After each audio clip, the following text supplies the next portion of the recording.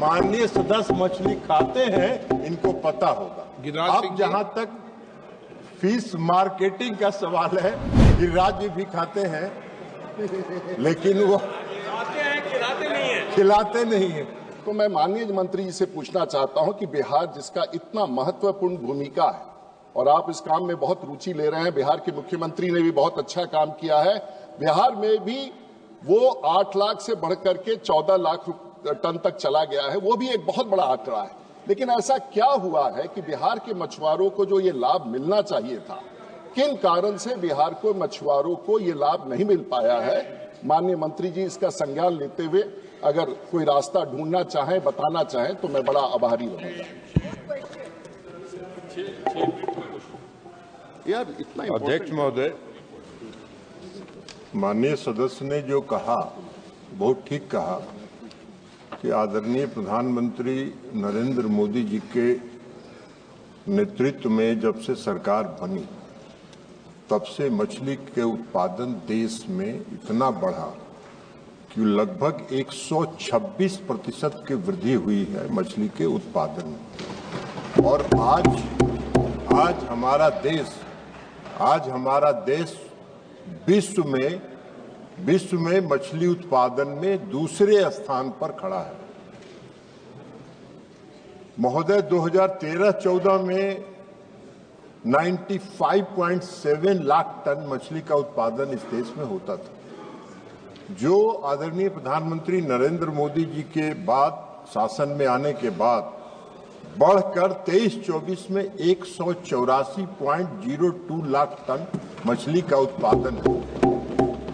उसमें सही बात है, माननीय सदस्य ने जो कहा वो सही बात है कि इस पूरे मछली उत्पादन में जो इनलैंड फिशिंग है, जो अंतर्देशीय मछली उत्पादन है, उसका वृद्धि 126% है और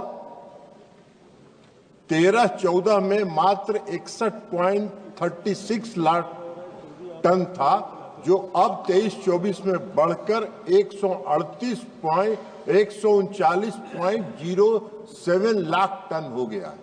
तो ये वृद्धि जो है इनलैंड फिशिंग का शेयर बहुत बड़ा है मछली के उत्पादन में।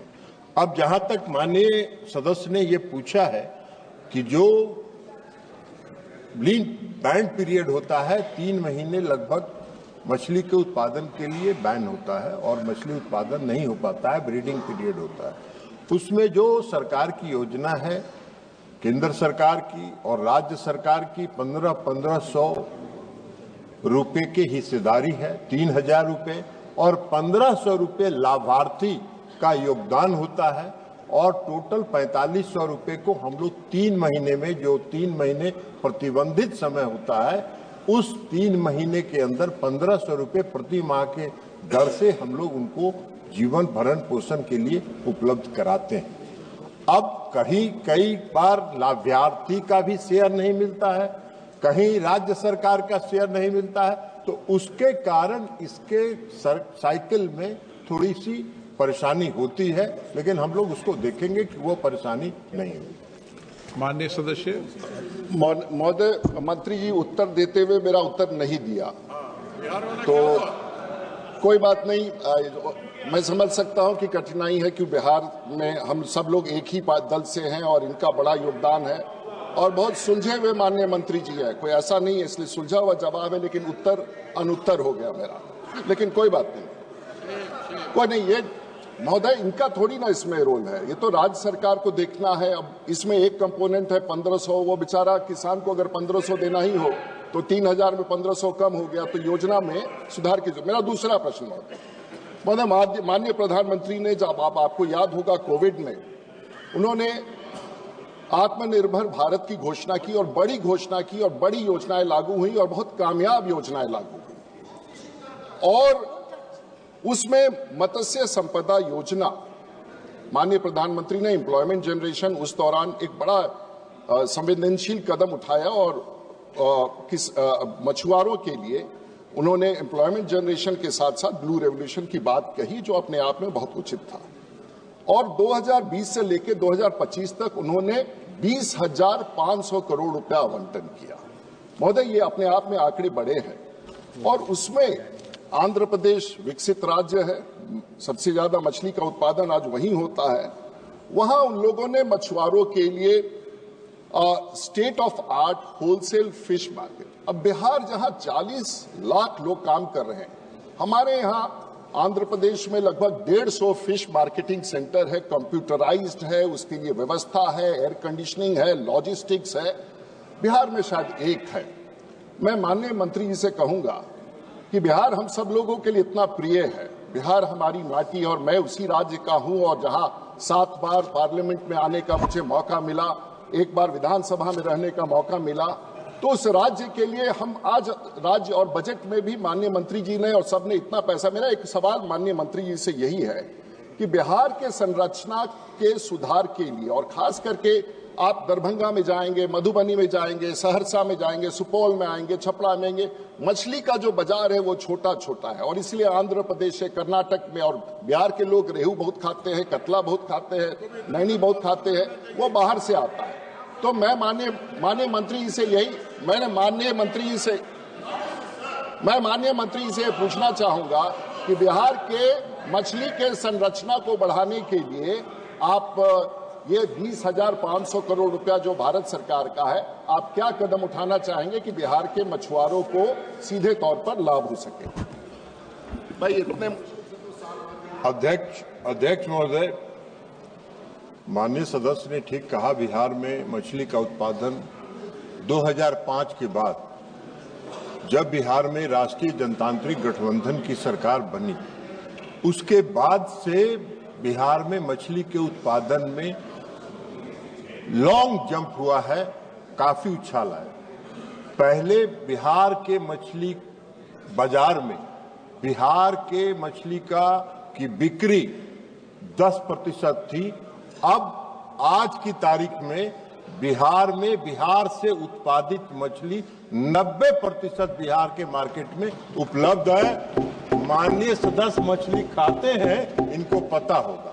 अब जहां तक फिश मार्केटिंग का सवाल है, गिरिराज जी भी खाते हैं, लेकिन वो खिलाते नहीं है। लेकिन माननीय सदस्य ने कहा कि बिहार में मार्केटिंग और इंफ्रास्ट्रक्चर के निर्माण में जो प्रधानमंत्री मत्स्य संपदा योजना के तहत जो सुदृढ़ करने के लिए वहां के इंफ्रास्ट्रक्चर को, मार्केटिंग के इंफ्रास्ट्रक्चर को, जो केंद्र की सरकार ने जो स्वीकृति दी है, 91.906 करोड़ के परिव्यय से 1708 यूनिट्स परिवहन सुविधाओं की स्वीकृति वहां दी गई है, जिसमें रेफ्रिजरेटेड वाहन, इंसुलेटेड वाहन, 2 व्हीलर्स, 3 व्हीलर्स हैं, 52 cold storage, 1 wholesale fish market, 90 fish kiosk, e trading और ई मार्केटिंग के लिए आई प्लेटफॉर्म की भी स्थापना वहां की गई है। इसके अतिरिक्त फिश फार्मर्स और फिशर्स मैन के रियल टाइम इंफॉर्मेशन के लिए एनएफडीबी ने बिहार सहित 29 राज्यों में और केंद्र शासित प्रदेशों में 111 होलसेल और रिटेल को व्यावसायिक सूचना देने के लिए कि किस जाति के प्रजाति की मछली की किस जाति का बाजार मूल्य क्या है, उसका क्या उत्पादन बाजार में बिक रहा है, किस रेट पर, उसकी सुविधा को उपलब्ध कराने के लिए fish market information system develop किया है। और बिहार में आज पटना और दरभंगा में यह सिस्टम चल रहा है एनएफडी के सहयोग से। Shri I B. Eden. Netaji Subhash Medical College एवं हॉस्पिटल का ऑर्थोपीडिक विभाग बिहार के सर्वश्रेष्ठ ऑर्थोपीडिक विभागों में से एक है, जहां दुर्घटना या अन्य कारणों से फ्रैक्चर के मामलों का नवीनतम तकनीक से इलाज की सुविधा उपलब्ध है। NSMCH, अम्हारा, बिहटा, पटना।